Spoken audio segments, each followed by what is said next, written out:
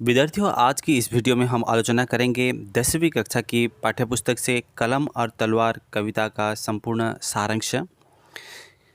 और प्रश्न उत्तर और पाठ आलोचना मैंने अगली वीडियो में कर दी है, उसका लिंक डिस्क्रिप्शन में होगा अगर उसको आप दोबारा सुनना चाहते हैं तो। आज सिर्फ हम आलोचना करेंगे सारांश के ऊपर, क्योंकि कई सारे कमेंट भी आए हुए हैं।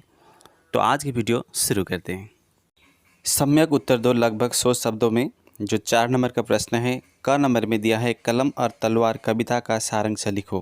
कविता का सारांश। राष्ट्रीय भावनाओं के मुखर गायक कवि रामधारी सिंह दिनकर जी ने कलम और तलवार कविता के माध्यम से कलम की ताकत व तलवार की अहमियत को दर्शाया है।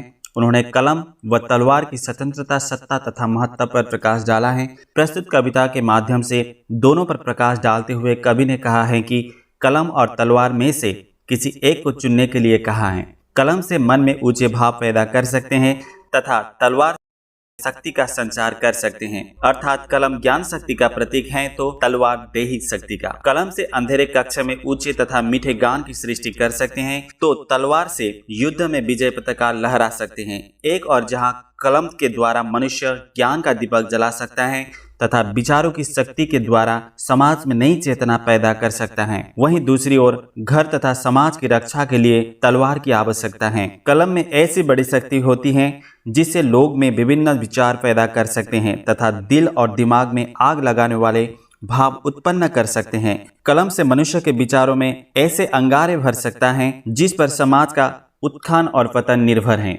जिस देश के लोग में ऐसे सक्रिय विचार हैं वैसे प्रज्वलित प्राण देश कभी भी मर नहीं सकता। कलम से ही लहू को गर्म रखने के लिए ज्वलित विचार उत्पन्न कर सकते हैं, लेकिन हिंसक जंतुओं से आत्मरक्षा हेतु तलवार की आवश्यकता पड़ती है। जिस समाज में नर नारी निर्भय होकर जीते हैं तथा समाज रूप से काम करते हैं, वहां कलम से निकलने वाली प्रत्येक शब्द में चिंगारी होती है तथा आग लगाने वाली सक्रिय भाव पैदा कर सकती है। जिस समाज के लोगों में अनवरत शोले के समान विचार उत्पन्न होते हैं तथा बाहों में बिजली के समान शक्ति तथा दिमाग में गोले के समान सक्रिय चेतना हो और लहू में हलाहल की धार की तरह विचार रखते हैं, वहां तलवार की आवश्यकता नहीं पड़ती। अंततः कलम और तलवार में से कलम की शक्ति अधिक है तथा कलम के द्वारा जग को जीत सकते हैं।